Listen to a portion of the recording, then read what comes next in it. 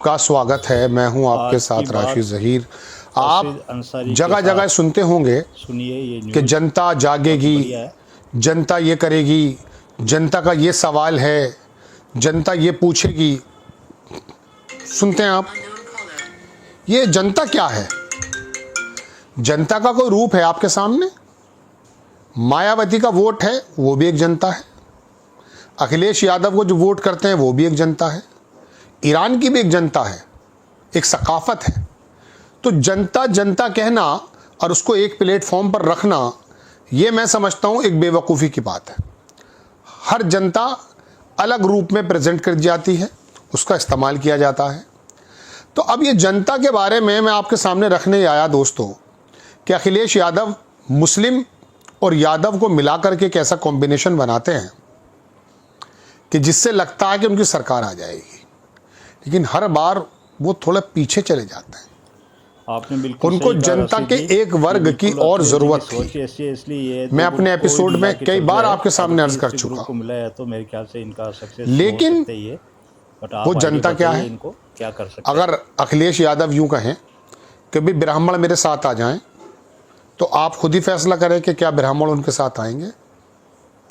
अखिलेश यादव अगर ये कहें या असदुद्दीन ओवैसी ये कहें कि वैश्य मेरे साथ आ जाएं, संभव है? तो जनता को बांट दिया है राजनीतिक समीकरणों ने। एक समीकरण ओबीसी का पीडीए के रूप में अखिलेश यादव ने इस्तेमाल किया 2024 में, और वो बहुत शानदार तरीके से काम भी आया। लोकसभा की सीटें कांग्रेस को और इन दोनों को मिलाकर 43-44 सीटें आ गई। 37 सीटें अखिलेश यादव के पास आ गई। लेकिन 2022 में भी ये पीडीए था, वहां लोग ये हार गए थे। 2024 को तो थोड़ा सा मुआवजा किया तो पता चला कि मुस्लिमों ने तो समाजवादी गठबंधन को वोट दिया, यादव ने भी दिया, लेकिन जिस रेशियो में दलित का वोट आना था वो वोट अखिलेश यादव के गठबंधन को नहीं मिला। 44% वोट तो मिला दरअसल मायावती की पार्टी को, 25 और 24 बीजेपी और अखिलेश यादव की पार्टी में डिस्ट्रीब्यूट हो गया। बिल्कुल लबे बाम पर आते आते हर बार रुक जाएगा। हर बार रुक गए अखिलेश यादव। 17 में भी चूक गए, 19 में भी चूक गए, और 22 में भी चूके, और 24 में भी बड़ी अच्छी जीत मिली, लेकिन चूक गए। तो ऐसे में दोस्तों कांग्रेस के राहुल गांधी ने वो काम कर दिखाया जो मैं आपको 4-5 रोज पहले भी कह रहा था कि उनको मालूम है कि देश की जनता जातियों में बटी हुई है, और ये धार्मिक पशु बनाने की जो प्रक्रिया है, इसको सिर्फ एक ही तरीके से रोका जा सकता है, और वो रोकने का तरीका है इनको जातियों में बांटना। राहुल गांधी कांग्रेस ऐसा कहते नहीं है, लेकिन काशीराम का कहना था कि जब धर्म की आंधी चलने लगे तो जातियों में बांट दो। मतलब ऐसा शब्द उनके एग्जैक्टली नहीं थे, लेकिन उनका आशय यही था।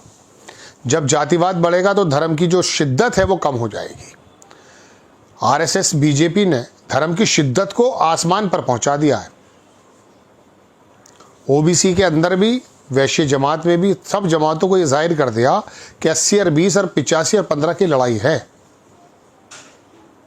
यही वजह है कि 2019 में दलित और मुस्लिम एक साथ आए लोकसभा में। मायावती और अखिलेश यादव एक साथ आए थे, लेकिन जीत नहीं पाए। 10 सीटें भले ही मायावती की आ गई हों, 5 अखिलेश की आ गई हों, बाद में उनकी भी चली गई वो। तो कुछ और ही मसला है। मसला यह है कि अब राहुल गांधी ने उत्तर प्रदेश के जो प्रदेश अध्यक्ष बनाए गौतम साहब, वो दलित जाति से हैं, और कांग्रेस का वोट जो था पहले किसी ज़माने में वो पंडित, मुस्लिम और दलित ये हुआ करता था। आप ये मत समझिए कि मोदी के आने से ही बीजेपी का वोट बना है।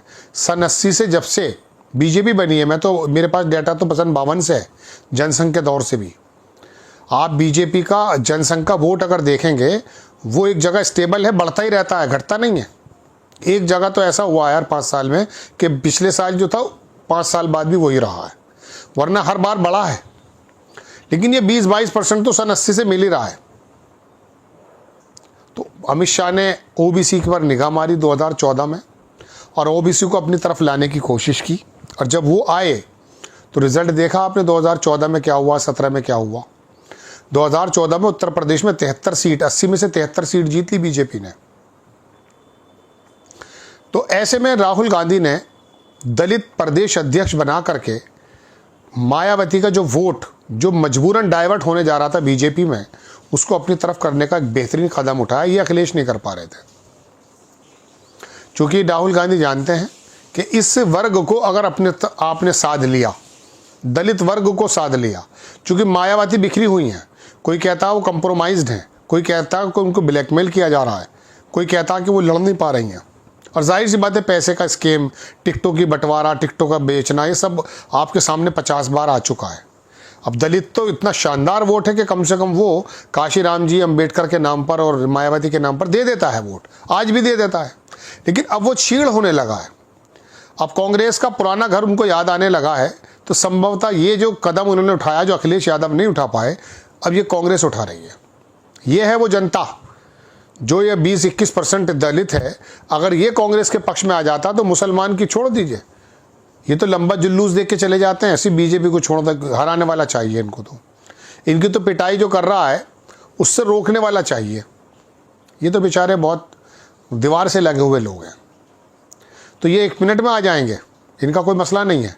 तो अखिलेश यादव को सोचना है कि कांग्रेस जिस प्रकार से काम कर रही है, जनता का वो पार्ट वो अपनी तरफ लेकर आ रही है। आप यादव और मुसलमान से वोट नहीं जीत सकते। आपने नो डाउट ओबीसी में अपनी पैड बनाई है, लेकिन चेहरा घोषित कीजिए आप। अब ये कोई तरीका नहीं है कि साहब चीफ मिनिस्टर आप ही बनेंगे। आज घोषित कर दीजिए, मुसलमान का नाम घोषित कर दोगे तो वोट यादव की भी चली जाएगी।